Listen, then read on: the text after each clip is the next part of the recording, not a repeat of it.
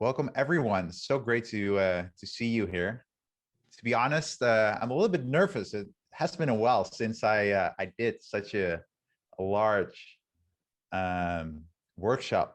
So normally I spend my time with maybe maximum 10 Roam Stack members at a time in little workshops that we do, office hours. Today I'm joined by Tracy Winchell, one of my best virtual friends, I would say. Yep. Same here, brother. And actually, I met Tracy, I think it's a year ago, well, virtually, when I started with Roam Stack, and we have been talking about journaling ever since. We directly found each other in that common practice, and then in I think wasn't it September of last year we did the Roman Journal Summit. Yeah. I We had like think 500 and 150 something people. people. Yes. Yeah. And yeah, that was with Brendan Toner, with Matt Rockwell. And today we're actually talking again about journaling, but for a very specific use case. Can everybody see my screen well? So it should say cultivate a focus habit with Roam Research. And well, today's key focus is focus, but focusing as a habit, which is maybe not something you think about that often, that focus can be a habit and that it goes automatically. And let's just have a look at today's workshop. So everything is divided in chunks of 10 minutes. If you cannot attend the entire workshop, don't you worry, we'll send a recording to you at the beginning of next week. So you'll get that, but it is really beneficial to participate because we'll give you prompts, and we ourselves will also answer those prompts. And for every question, for every prompt that we do, we will have a little discussion. And the reason we have designed these prompts is to help you see why it's useful to journal, but also see what is possible in your personal situation. So I've muted everyone. If you want to speak up, you will need to raise your hand. So at the bottom of your Zoom, there's a reactions button, and when you click on it, you see the raise hand button.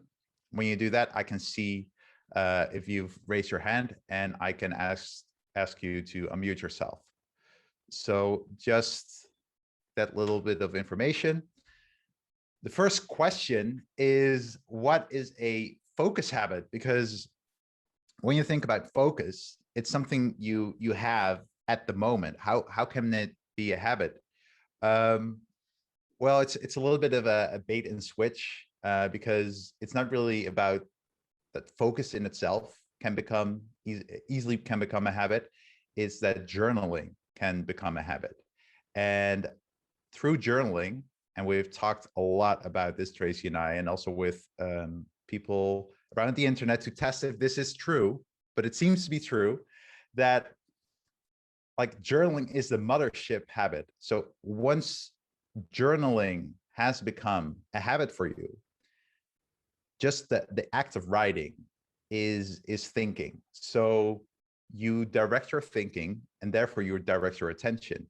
And if you can make it a habit to journal, for example, between tasks or at the beginning of the day or at the end of the day, you can really direct your focus and also direct your behavior. So that's why we believe that focus can become a habit. So why journal? Well, to make focus a habit, but journaling can also help us untangle our thoughts from our emotions. And both Tracy and I can really vouch for this.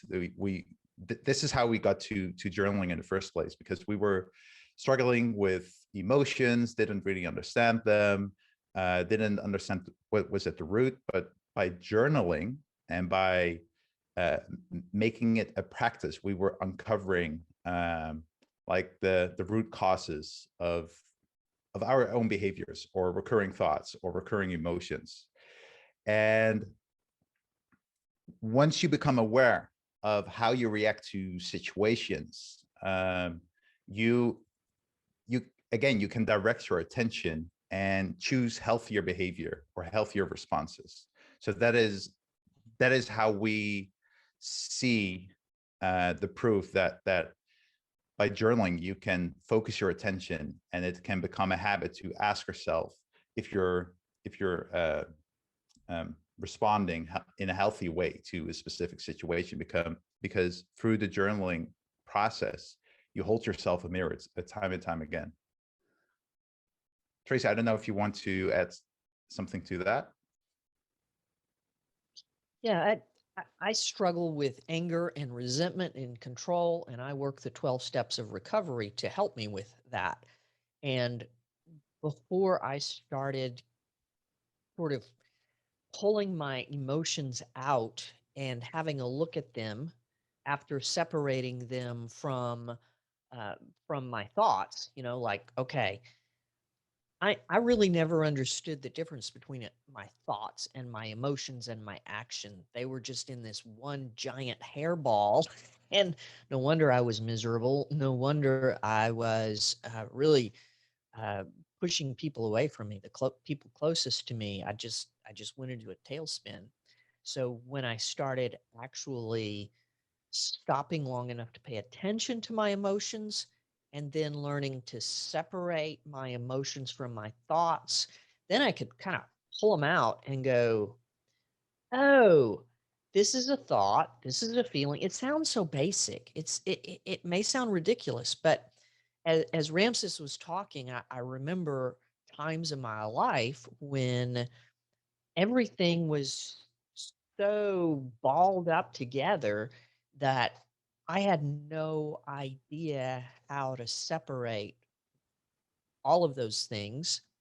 And and the drivers were anger and resentment and my desire to control everything. We know how well that works, right? So for me, journaling was this process of untangling those thoughts and those emotions. And Ramses and I did a spaces call Wednesday, and we had a wonderful response from, I think her name was Ellen, and she was able to share something that I really hadn't considered. We we place emotions around the tasks that are on our to-do list during the day, and understanding those emotions, either the dread or the thing we're looking forward to, that sort of helps us break through procrastination. It helps us figure out, okay, why am I stuck here? And this slide right here is an illustration that I put together for Rome Stack when I did an article about journaling Wrong brain. last, or Rome Brain, yes, last fall. And here's how journaling helps me. I kind of pull this from this book, Benjamin Hardy, and I was interviewing him about this book before it came out, and I started asking him, why am I having success with writing a note to my next day self? And he was able to break that down for me in a podcast interview, and it really changed everything for me. So the way I understand it, from talking with him, from looking at this book, from reading some other things about the wisdom of separating our three selves. So we can't change our past. We can reframe our story to acknowledge the bad things that have happened to us, the bad choices that we have made, and then we can come back to this, okay, here's what I knew at the time. Here's why I did what I did. I can do my best to make my amends to people I've wronged, but I can also learn to forgive myself and to understand that that bad time in my life now has the opportunity for these positive consequences in in my actions, my relationships, my interactions with other people. So this idea that we think we're stuck with who we are and unable to change, my future self is who I am now.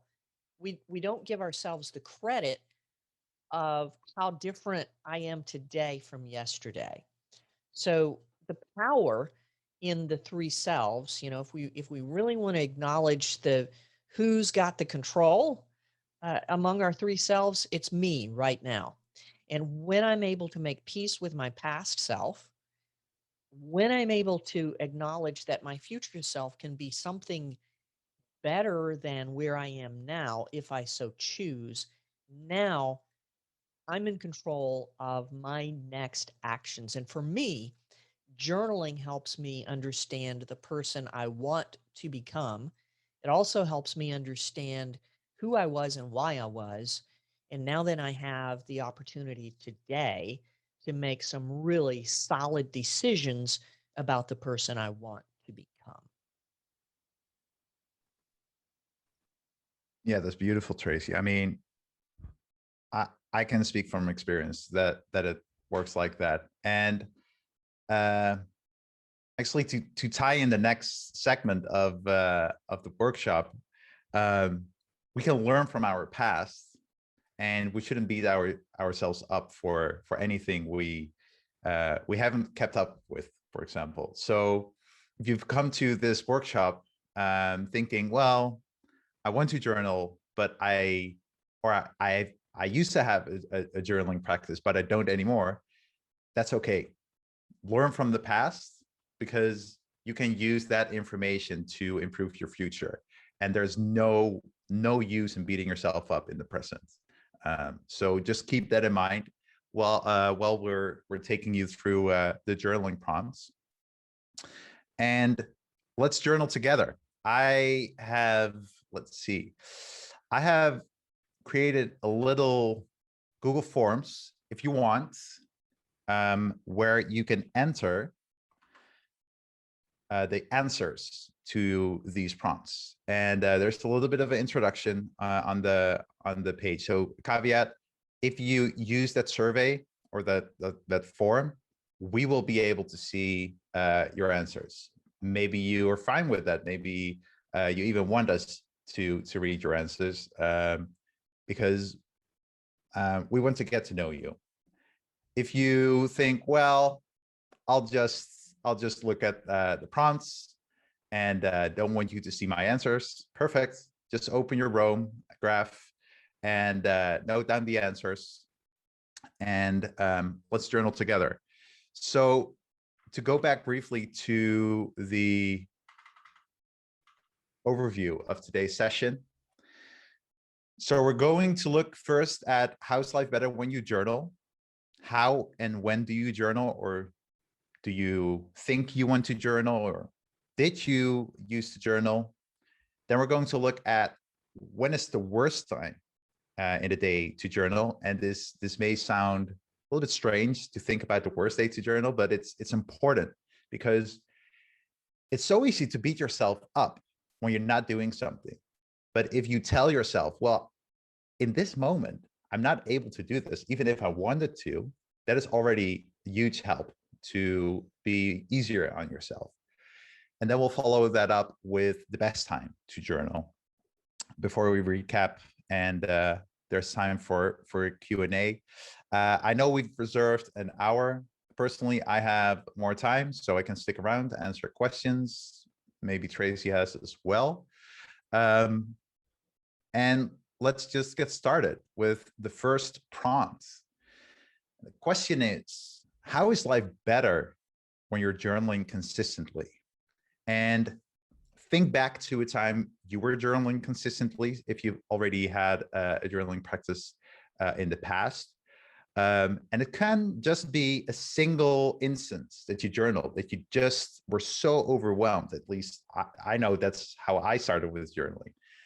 And that you just grab pen and paper or a note-taking app, and you just started to write freely.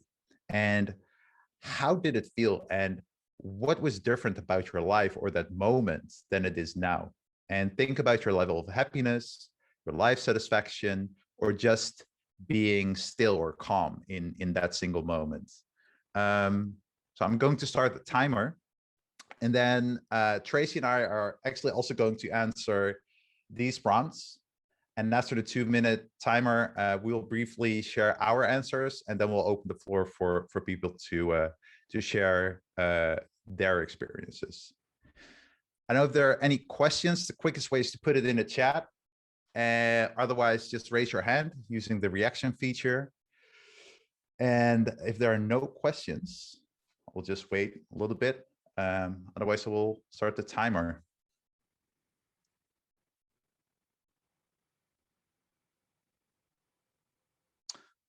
All right, I'm going to mute myself so you won't hear the clicking on my keyboard the whole time. And I'll start the timer.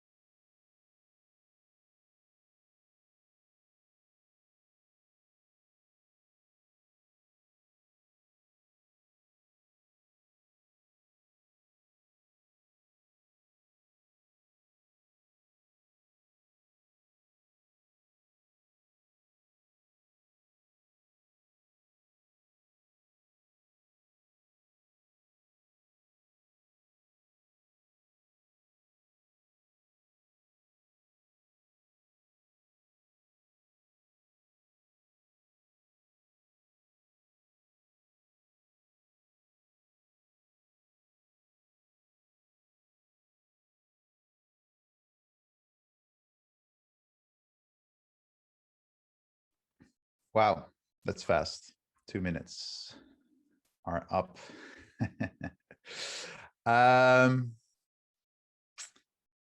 Tracy, do you want to start? And are you okay if I share what we wrote? Did I put it on the screen? Or are you like, I'll do, okay, you're nodding.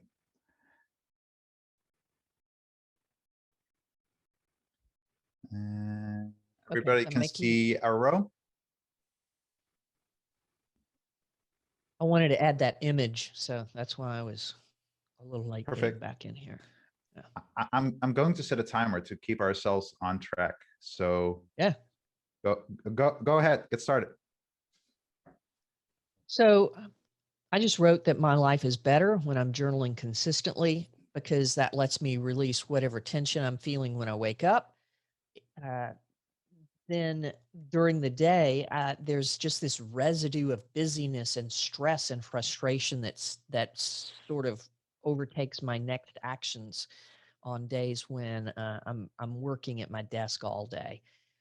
Here's the thing that I wanted to share is, for me, my shutdown ritual involves anywhere between 3 and 4 questions that helps me sort of assess the good, the bad, and the ugly for the day, and then sort of set me up for the next day. It's when I write my note to my next day self.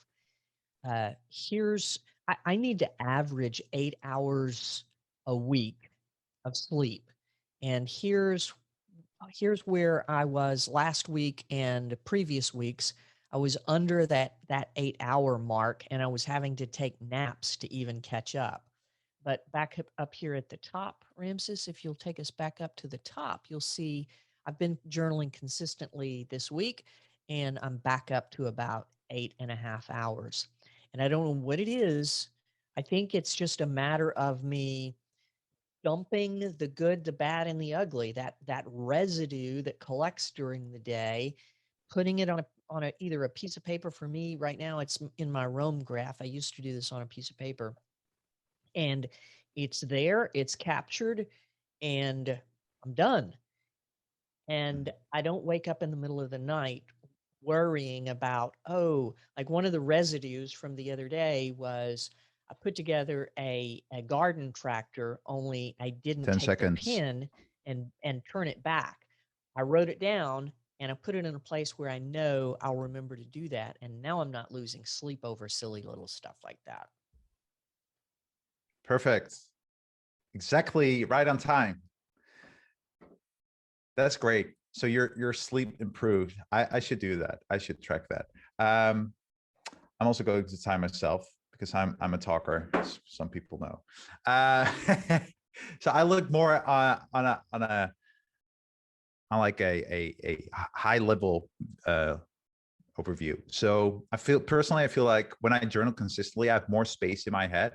And normally my thoughts are so fleeting and fuzzy even, that I cannot really work with them. But when I journal, I suddenly feel like, okay, I have a handle on things. I can grab them. I can work with them, which is actually true because it's in text. And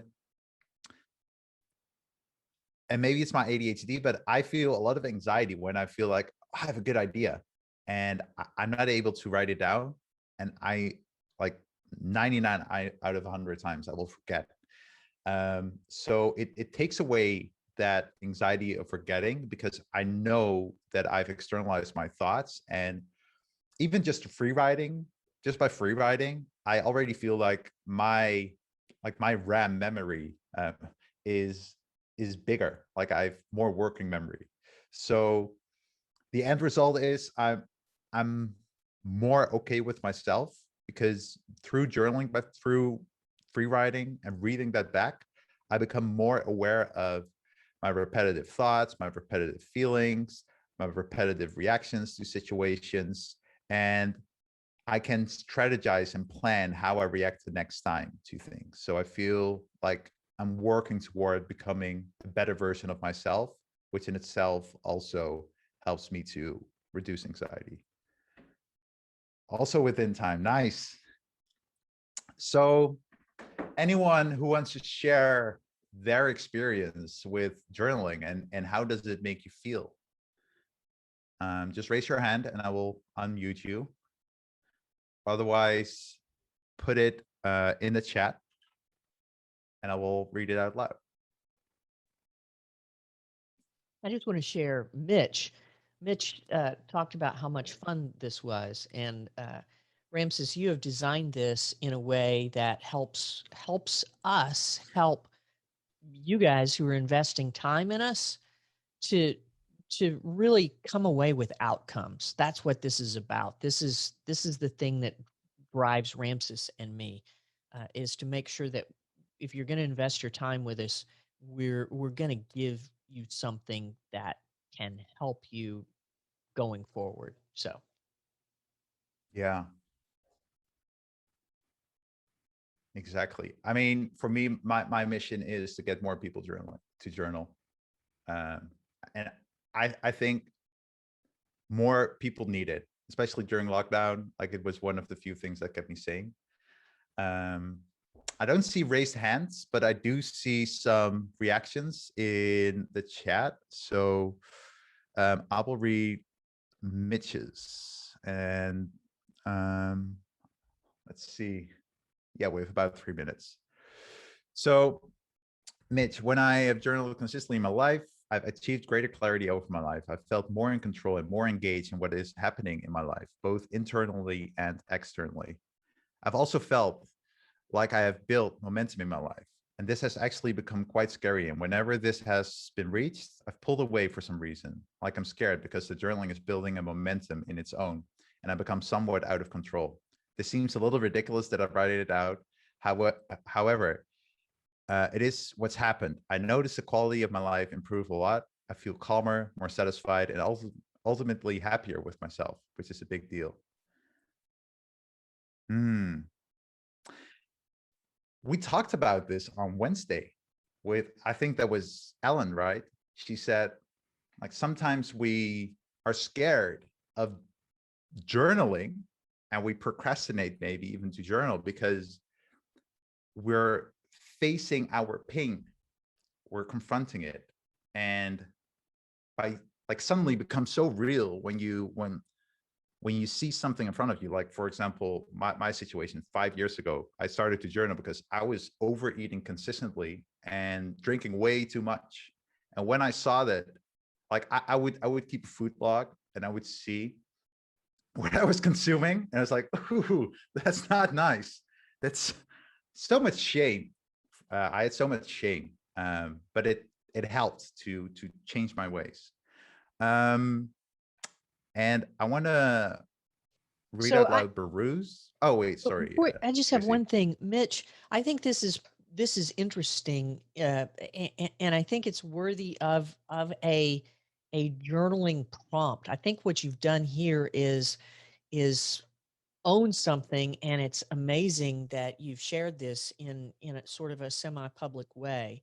So I would like to see you take this and and put this in your Rome graph and ask yourself 6 times or so, as many times as it takes, why are you afraid? Why are you afraid of the momentum? Um, and maybe even what can you do to sort of rein in things so that you have some element of control, but that you also are willing to let go to see what happens. I would love to see you do that. If you want, I'll have a look at what you've got, Tracy. Tracy Places on Twitter. You can DM me or shoot me an email. We'll provide that later. I'd like to see you do some work on that. Mm, yeah, thank you for that, Tracy. Um, let's go to the next prompt. And do you want to read that out loud, please? Yes, sir. Okay, so the next one is, if you've been journaling before, if you're thinking about journaling, when did or do you normally want to write? And when I ask this question of clients that I onboard, sometimes it's an emotion, sometimes it's a time of day, and for me, I've journaled in seasons of life, just free write journaling when I've lost a job or a loved one, facing a health challenge. So these are the kinds of things that we typically get when we ask this question. Your results, as they say, may vary. Yeah. And then the main prompts is how and when do or did you typically log a journal entry? So, and like Tracy says, it's not necessarily about time of day. Maybe you've only journaled once, but when was that? And what were you facing? So, and I realized that the previous with the previous prompt, I didn't show the prompts while the timer was running. So we'll keep that going. We'll start the 2 minute timer. And let's get going. Ready, Tracy?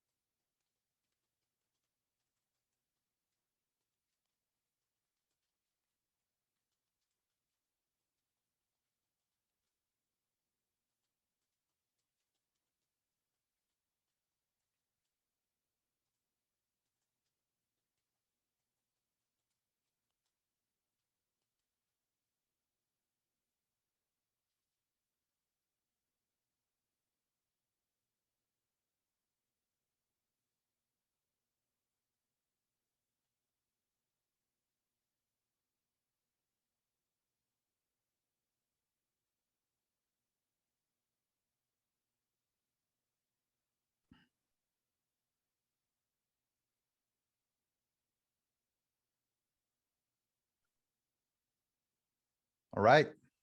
2 minutes are up. Goes really fast. Let's pull up the prompts on the screen again. Oh, I need to. It's funny to see how our writing styles differ. Like you have big block, and I like to use the bullets. Very atomic. Shall I start this time, Tracy? Please. Yeah. All right. All right. So the question is, how and when do you or did you typically log a journal entry? So for me, there are basically 3 times a day: morning, just free writing, offload what's on my mind. During the day, short entries, which is called interstitial journaling. So between tasks, to offload what's on my mind and to focus my attention on what I want to work on next. And my most important practice is something I picked up from Stoicism, from Stoic philosophy. I I reflect at the end of the day, and I see myself like my own lawyer and my own judge. So I ask myself, what went well today, what didn't go well today, and how can I be better next time? So, and it's really a visualization exercise, but by writing, I bring up the mental picture in my head. If I just would ask the questions to myself in my head, I notice it's way more fuzzy. Like I cannot really picture the situations, and I cannot really visualize my desired alternative course of action. But when I write, I focus my mind on that situation. That really helps me. And then again, on a high level, I mostly journal when I'm in trouble or when I feel like I'm in trouble. Like I feel like I'm losing grip on things, and it's all based on feelings. So it's not like, oh, this is the formula, now I should journal more. No, it's really, I feel the stress. I feel like grabbing the bottle, for example, and then I think, let's write a journal entry. I will feel much better tomorrow. And then that helps. And again, writing really expands my working memory. I just see things more clearly. So when I feel like I need to see things more clearly, I just write. Tracy? Yeah. And just kind of riffing off your response and kind of the first observation, you're right. You do write in bullets in the beginning, and I will get there. But what I'm doing in this exercise is exactly how I begin my day and how I do my journal entries. I just start writing. I don't want to. I don't want to be thinking about how it's formatted for me. I want to just see what comes out. I become the observer and I become curious. There's one side of me that says, wonder what's going to come flying through my fingers. And then I have the opportunity later to organize the sentences into more atomic thoughts. So it's whatever works for you. And my response here is that typically it's easier for me to insert a journaling practice into my morning routine, just because most of the time my morning is more structured. Although I have some time pressures in the afternoons that are putting time pressures on my mornings, I'm not doing nearly as much logging of my days because I'm spending less time at my desk. As here in Arkansas, we're opening back up, and I have more actual outside the in the world time commitments versus online commitments. But what I discovered in responding to this question is that my mornings begin the night before as I prepare to wind down and sleep. And because I have some health issues, sleep and exercise are the two most important things that I can do. The third is rest. When I get those, or the third is a diet, and then when I get those things right, I have more energy to do the things I need to do. And I'm aware from writing this that I really need to figure out a way to make my evening practice unbreakable. Mm. So it's I kind of didn't answer the question exactly, but it prompted me to go in a direction I wasn't expecting. It's where do I need to shift my journaling practice? And this can be true no matter what practice you're trying to do. You see, I've got some practices all mixed up in here, and that's kind of why we think that that journaling is the mothership of all habits because it can influence the most important things in our lives, um, the things that we need to do to keep doing the things we want to do. Hmm. So your own journaling prompts is helping you. That's great. Um, Looking at time, unfortunately, there's no time to pull people onto the stage, or so I think we'll just go ahead with the third prompt. Um, if you want to share, if you want to share your answers, feel free to put it in the chat. I'm not sharing the chat messages, so only the people who are here will be able to see it. So feel free to put it there. As for the recording, people who have registered will get it. So it won't be like on YouTube publicly, but just keep that in mind. So the chat is private for only the people who are here. And so that also means that the people who are not here will not get the chat. So you can feel safe. Let's just continue. Let's see. To the third prompts. And now it's time. This is the first of two prompts to look at when can you insert this journaling practice. It's not a habit yet, just this practice into your day. So it's easy to think that well, I should journal in the morning because this is important. Well, if you are very grumpy in the morning and you get 10 minutes out of bed 10 minutes before you go to work, it's impossible for you to change that in the moment. You're not going to journal in the morning. Just accept that. So maybe your first journal entry will be when you're behind your desk at work. Now that we go back to the office, or maybe it's even you only have time at night. You can only start with your journaling practice at night. That's fine. Just think of it. So, but first think about when it's not possible. So let's just rule out some options. So the question is, what is your worst time of day to insert a new habit? Everybody's roles and responsibilities are different, so it's impossible to say when is the right time to journal. It's personal. So think about your current routine and picture. So make it visual in your mind's eye if you can. Picture the situations you're certainly not able to journal, even if you wanted to.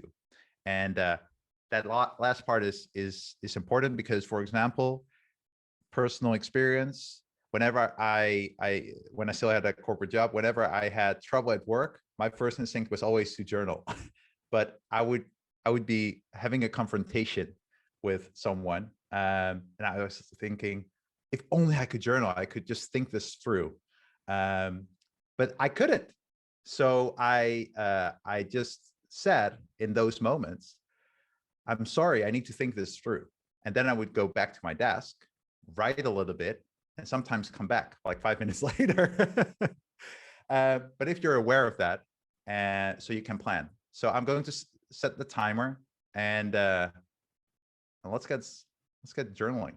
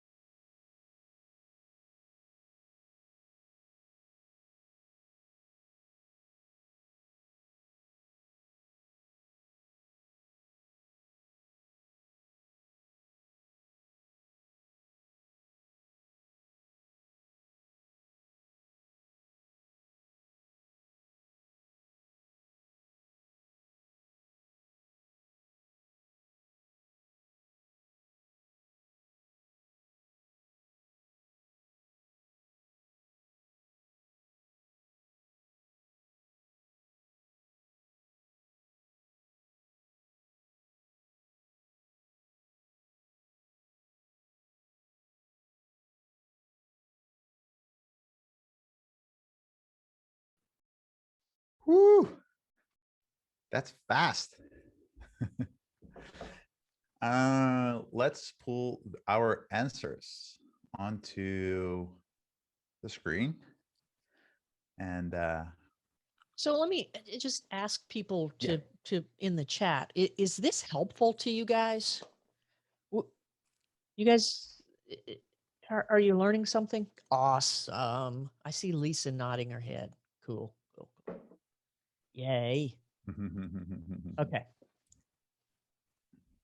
Great. You want to start, Tracy? Yeah, I want to do mine really quick because I would love to see us get to some other people.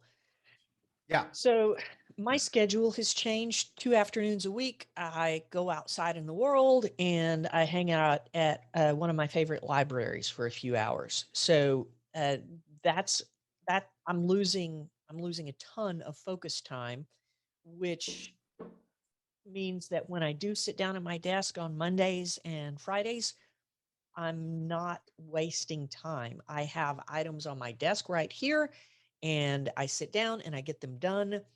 And so the worst time is during the day because I'm not at my desk anymore for most of the day. And the days when I am at my desk, I am booking it and there is a little time for procrastination. So I'm giving myself permission to ditch the interstitial journaling stuff for a while or unless I get stuck. Mm.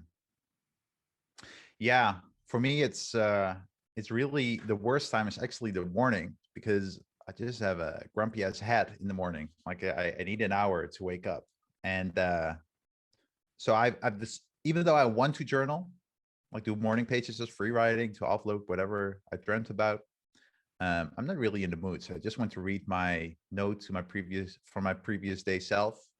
And because I write a note to my next day self every evening. and and then mostly my first interstitial journal entry is more like morning pages. So, but I'm okay with that. So for me, the morning is the worst time.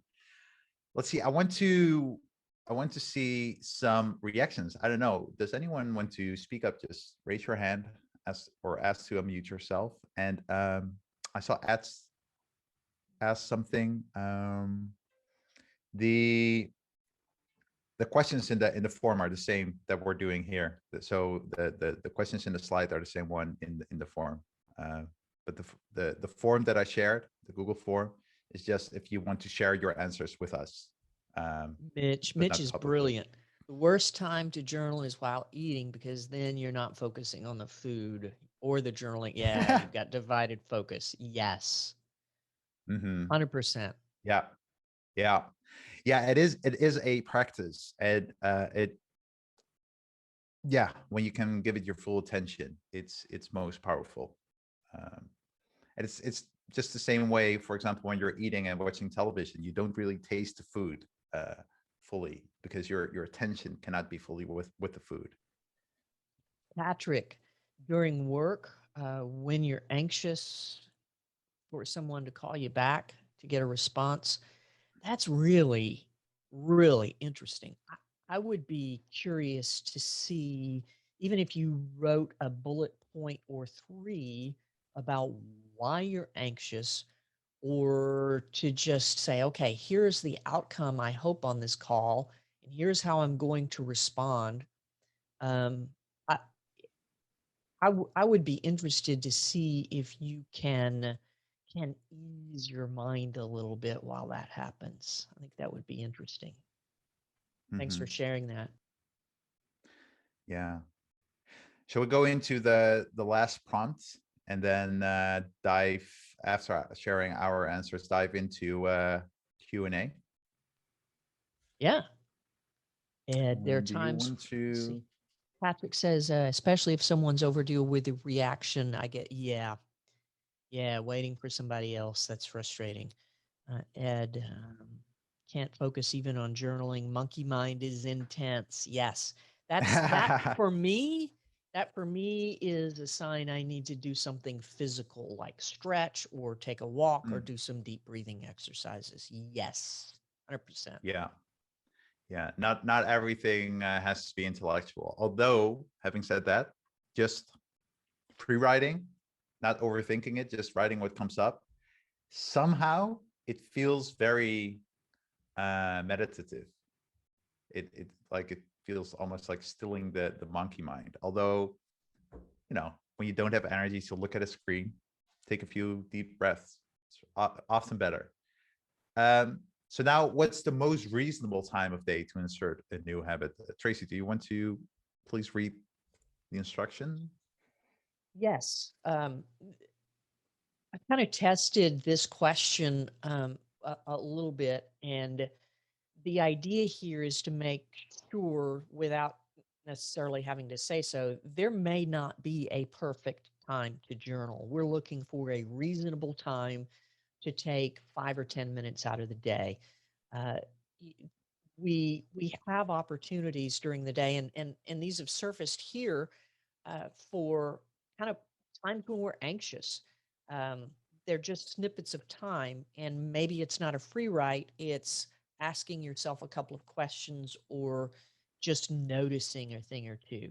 So, what we want you to do as you respond to this is think of your current routine, picture the situations you may have just a few minutes to spare, and bonus points, what are some work activities you can journal in between? And we've seen some of those in the chat. I think that's pretty interesting. Mhm. So that's Yeah.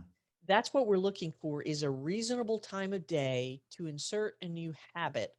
And then the next phase is to match some opportunities, like some journaling stacks or some techniques. So we're now looking to carve out a little bit of time to create a solid and consistent journaling practice. Not a perfect one, but a Yeah. consistent journaling practice. And Marie said in the chat something perfect that fits perfectly with what you just said. Sometimes she says, sometimes I put up looking for the perfect time, and that perfect time never comes. There's no perfect time to journal. So that's why we say ask most reasonable time. I know my answer. I don't need 2 minutes for it, but I will start the timer, and then we'll get with the questions, or any musings that you have.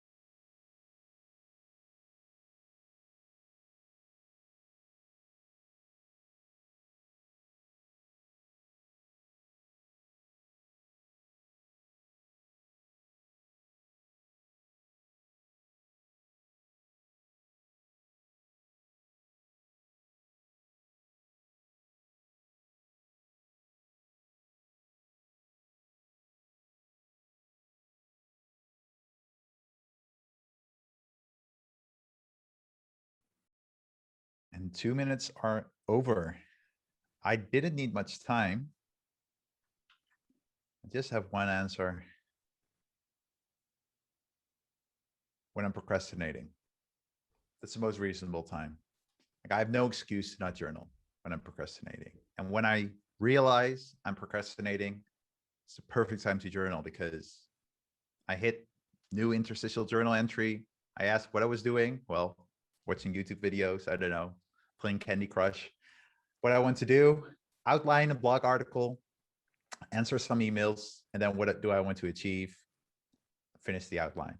That's it. So procrastination for me. Tracy, and for you? For me, mornings are currently the most reasonable, but this set of exercises helps me understand now that I gain an incredible amount of leverage when I take time to do some afternoon and evening logging. It doesn't have to be it's a 5 or 7 minute stack or technique. It is absolutely time for me to re-engage the Clint Eastwood stack, which for me is the good, the bad, and the ugly of the day. I typically ask no more than 5 questions. One is typically, where did I blow it today? Uh, who do I need to apologize to tomorrow? And then the others are either negative or positive. Who did I help today? Uh, what did I learn today? And there's usually kind of a wild card in there that's the fifth question that helps me keep negative self-talk at bay, but also make sure that I understand that I'm not perfect and I need to treat other people well. I need to treat myself well. And I need to acknowledge where I screwed up today and that screwing up is normal. We all do it. Yeah. And Mitch asks the Clint Eastwood stack. So Yeah. those are the questions, right? You ask Yep. yourself. That's my Can Clint you quickly Eastwood stack. The good, the sum bad, them and the up? ugly. Good, the bad, and the ugly. Yeah. Love it. uh, and let's see what others responded. The best, the most reasonable time of day to insert a new habit. John, very specific. I like it. Every 33 minutes, get up, go for a little walk, stretch, breathing exercise. Exercise. Dive straight into journaling with a clear head and a focused effort. This is a formula for behavior. This is perfect. This is if you're familiar with tiny habits, the behavior equals MAP, so motivation times ability times prompts. Yeah, and what BJ Fox says that the strong or the surefire way to make something a habit is to connect it to another habit. So he gives the example of every time he goes to the toilet and he's working from home, he does 2 push-ups. And 8 years after starting this, he's still doing it. So this is like 33 minutes, timer goes off, you get up. So after you get up, you do a little walk, you stretch. So this is like a sequence of habits. You do your breathing exercise, and then you go into journaling. I I love it. It's perfect. Um, and then I saw Patrick. Um, he says, I do get pockets of time during the day when no one calls, but I can't plan them. Just need to grab what I can get. Otherwise, it is late evening. Grab what you can get. You only need 30 seconds, one line.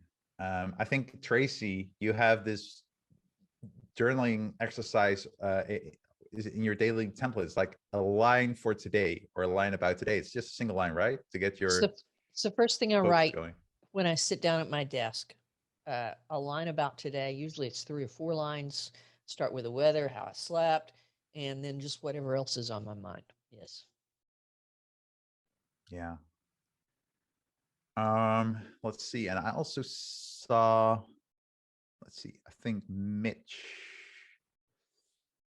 When is the best time? Mitch says, I believe in the morning and at night, probably at night, and then to reflect on and go deeper the next morning. Yes, that's actually what I do with my note to my next day self. I essentially plant a seed to think about for the next day. So it marinates in my mind almost the entire night.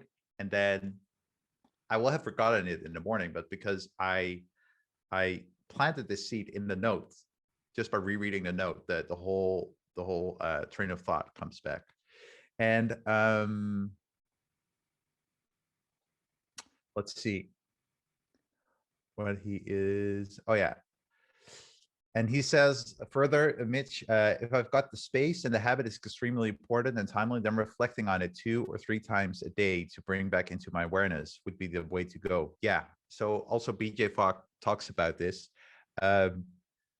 When something isn't a habit yet, you need the prompts. So you need something in your environment, you need something, or like linking together habits. And the way I use it personally is by having journaling buttons on my daily notes page. So I don't even need to trigger a template because I cannot see the template. I need to see the button to be reminded to actually journal. That is that is just my goldfish brain that needs it. What else? Tracy, have you seen anything in the chat that you Yeah, John talked about. By the way, I'm super interested in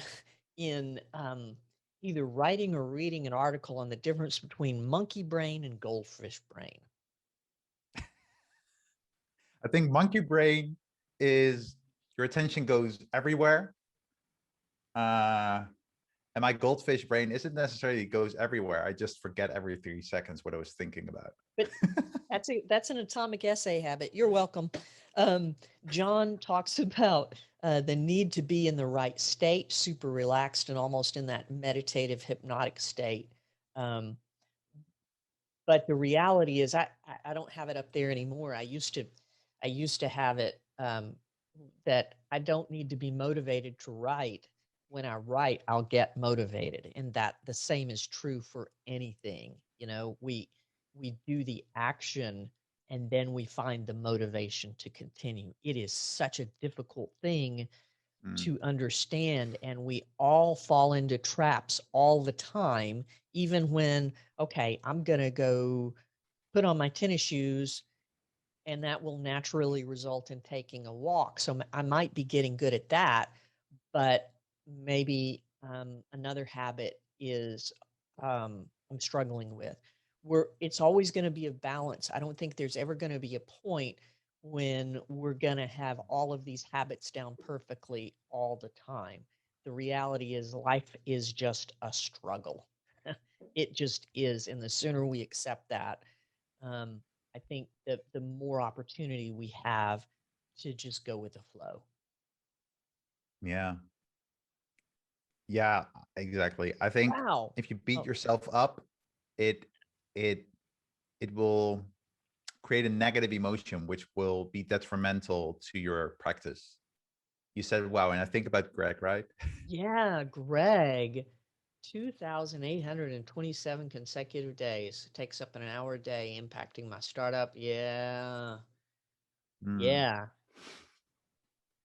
Greg, Yeah. without knowing your specifics, and maybe you want to unmute yourself if you want. If not, well, I will ask you to unmute if you want.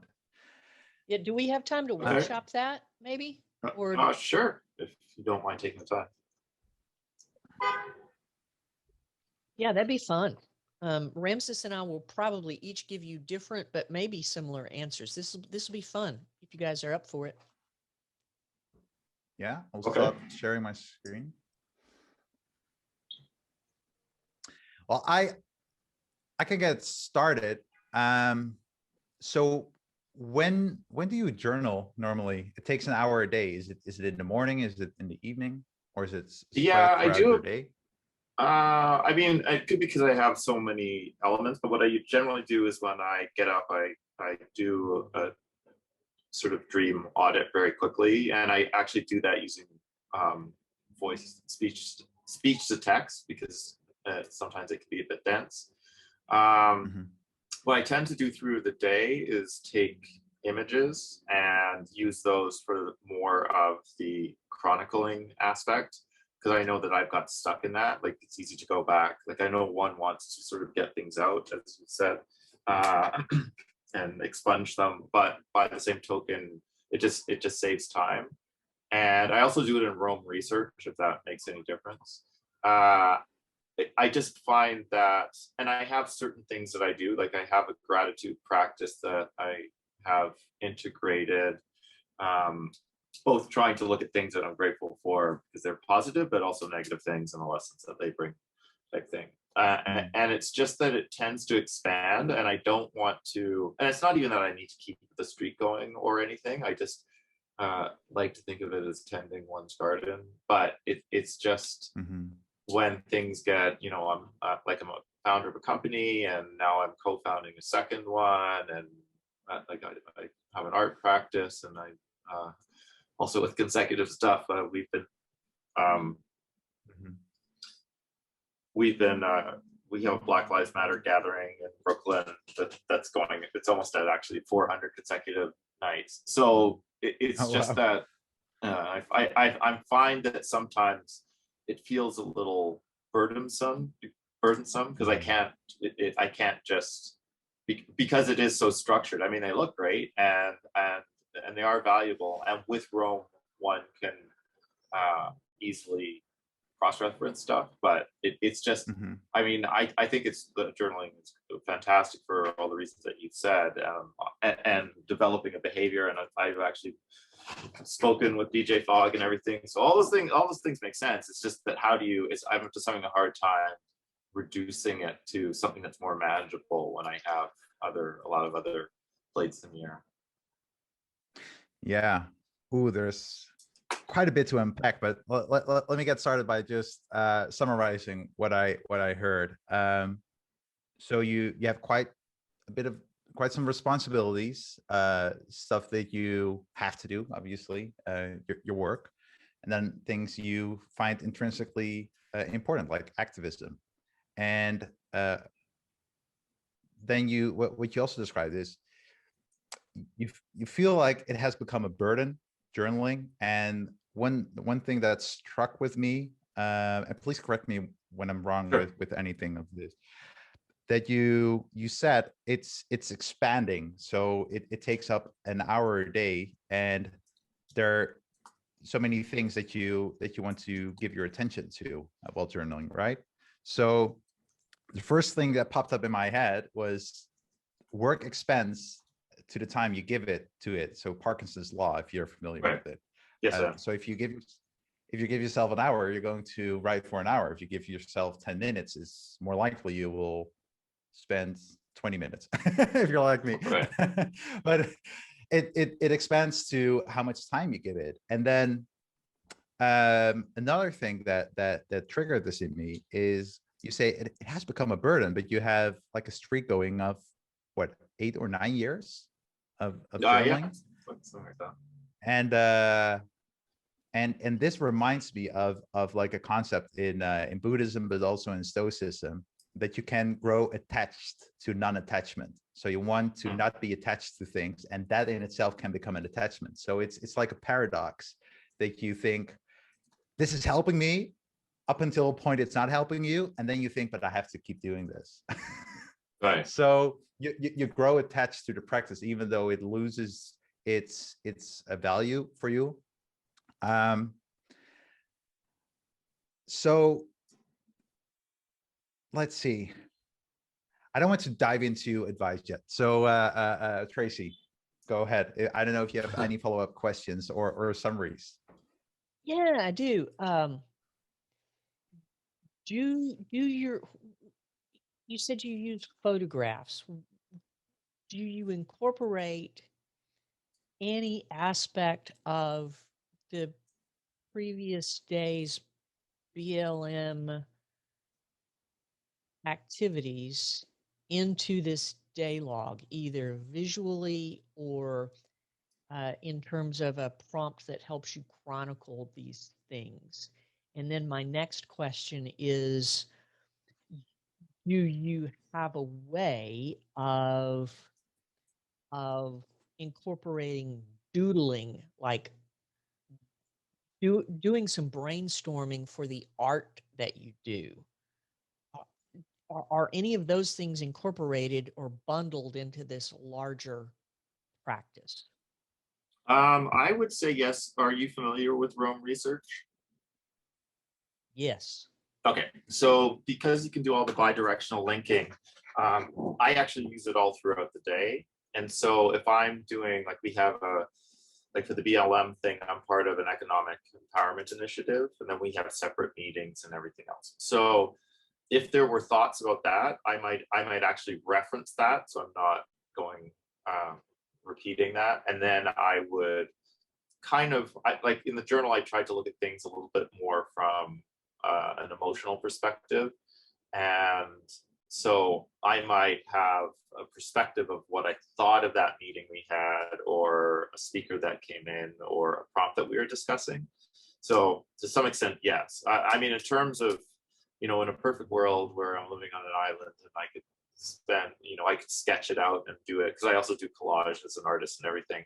Like, that would be fantastic. But I thought about those things that would just create, like, it would just make it a little bit longer to do.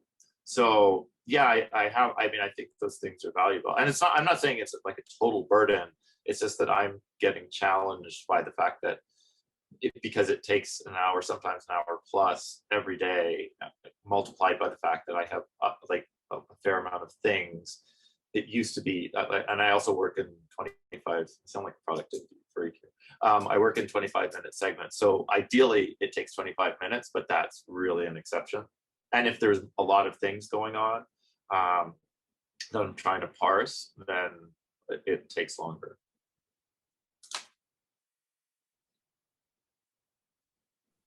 I I'm looking at this page I have in Rome, and it's actually from a quote. It's a term called journaling creep, and that was the term that pops up. And now I see it was actually Tracy with Brendan Toner.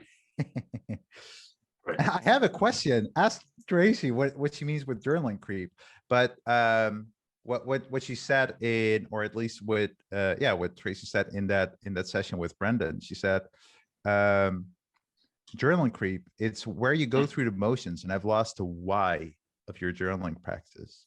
And like my question or my challenge to you would be, try to look really hard at what are the things that you feel like are useful, and what are the prompts or the attention you spend to in the morning while writing that you feel like are more like something you feel like you have to do, like an obligation. And then just be relentless and try to limit yourself to only 3 prompts or 3 topics you write about in the morning. So it could be, for example, your activism, but it could also be like revisit some photos or images. That in itself could be like a journaling practice, and then just put that in your daily notes page. You don't have to complicate it. And Yeah. Both Tracy and I, we've played so much with different journaling approaches. If you would scroll back through my daily notes page in Rome through time, you would see different formats, different prompts, but that's fine, because I experienced journaling creep. I like the only consistent prompts that I still answer after 5 years are what went well today, what didn't go well today, and how can I improve the next time. And that takes me about 5 minutes. So, and when I try to expand that, I notice that I stopped journaling. Like I don't, I really commend your dedication to spend an hour. If I would do that and it would feel like a burden, I would quit probably within 5 seconds. So I really commend you, but just realize that you're doing it for yourself, and try to get in touch with that feeling that it's maybe difficult to let go of something, but just try.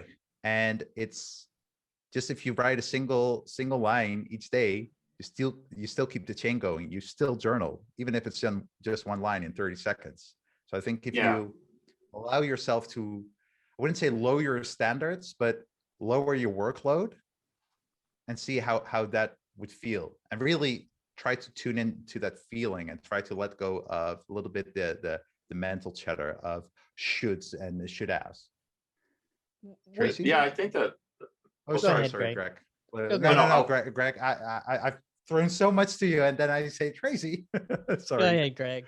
Oh yeah, my quick comment, and I want to be mindful of people's time, and I really appreciate this. Is because I know one thing, maybe in terms of the journaling creep, is because I was in Evernote before, but because of Rome, I actually find it quite powerful that I can, I'll have a link for someone's name. And for those of you who don't know Rome, but I guess most people would, that if you click on that link, you're just going to see all those references. Yeah. And part of it, I think, is maybe like the creep is that I still, like, if I go out with a friend, I'm going to note that friend. And if I go to the activism thing, I'm going to note that. And part of it is, wow, I could see that I went there 128 times or something. That is I don't know. cool. It's cool, but the question is it necessary, or could maybe I have a hierarchy so that I'll note things when, as opposed to I will note all things, because even with the images, Write that down. yeah. Okay, so here's what I'm thinking. If it takes you an hour in one sitting, for the sake of practice, let's just assume that all of these things are beneficial. Right.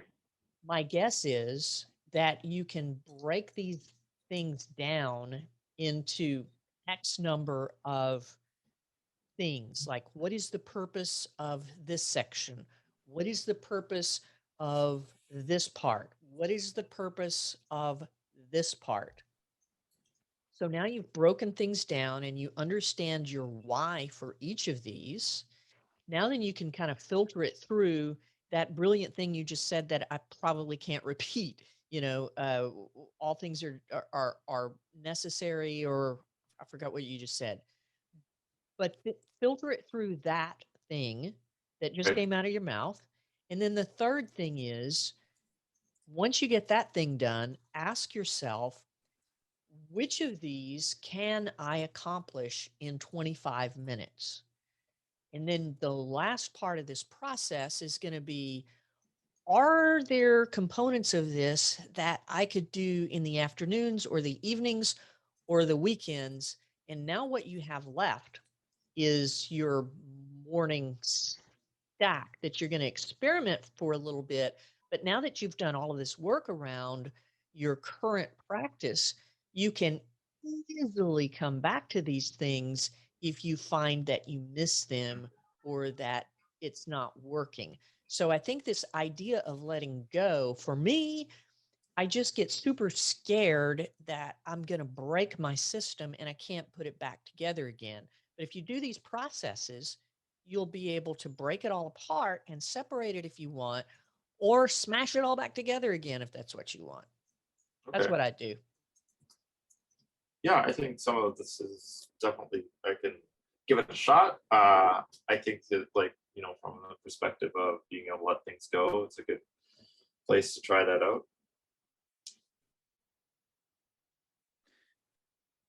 Yeah, and feel free to message either Tracy or myself if you want some additional help. So I'm going to share my screen again, and I know we've gone way over time, so sorry all, but this is why we do it. This is why we do these sessions. And thank you, Greg, for sharing your challenges. Oh yeah, and, thank you. I really speaking up. appreciate your perspective. Great, thank you. Let's see. Yeah, so if you want to stay in touch, you, like, Tracy, can you see the screen? Yeah. So let's stay in touch if you want. There's this link, and I should have given it before, but we'll send a an email anyway. So if you haven't filled in the Google form, you didn't want to share your answers with us, that's fine. But we put up a little landing page. If you fill in your name and email address at the end, you will be added to the Rome Stack newsletter, and you will be tagged with that you're interested in journaling, because Tracy and I are working on a workshop series, a paid workshop series. So it will be completely closed, and it will be more like group coaching. But as we're working toward that, we'll be like rehearsing in public. So this workshop was more or less rehearsing in public, and I hope it went well. I think it went well, and we'll also be writing a lot of materials for the people who join the workshop program. But we'll send a distillation of those written materials out as emails, as a free emails lessons. So sign up, workshop.romestack.com. What else? Nothing else, I think. Yeah, follow us on Twitter if you want. Oh, and I will put this link to the slides now in the chat as well. Let me see. Tracy, do you have anything to add? I'm just excited. I'm glad we're able to offer some guidance, and we've learned a lot too. So maybe we should continue this. We're kind of out in no man's land. What we're putting together, I've never seen put together like this before, and so you by asking us questions or asking for help, you're actually helping us. So DMs are open, or you can get in touch with us via email. We're happy to help. So the idea here is outcomes based change in your lives. So yeah, we're always happy to help. It's always fun. Yeah, exactly. And I'm putting our Twitter links in the chat as well. Perfect. I just wanted to thank everyone. Like, I was so nervous at the beginning of the session. You were, and it weren't dissipated. Oh my goodness. And can you imagine? I used to teach like 40, 50 teenagers at a time, like huge classes, Spanish, like they didn't want to be there, and now I'm scared. You didn't to even present sleep online. last night. You were so excited. Well, I did sleep, but very late. I kept just working. And but I want to say, like 30 seconds in, I felt at ease. So Yeah. so thank you all. Seeing your friendly faces on camera, and your participation in the chat. Thank you all for Yeah. being so open. And again, if you have any questions, any comments, feel free to send us a message. And on Wednesday, we'll have a Twitter space again. So just look at the Twitter, the Rome Stack Twitter. And I think we'll be doing more of these in the very near future, more of these Yeah. Zoom sessions. Yep. Yeah. I wasn't quite sure if we needed to do any more like this, but based on this reaction, I'm ready. Let's block out the time and set them up, my brother. And the spaces are fun too. So Yeah, they are. thank you. They are. Thank you. Thank you. Thank you. All right. Bye-bye, y'all. See ya.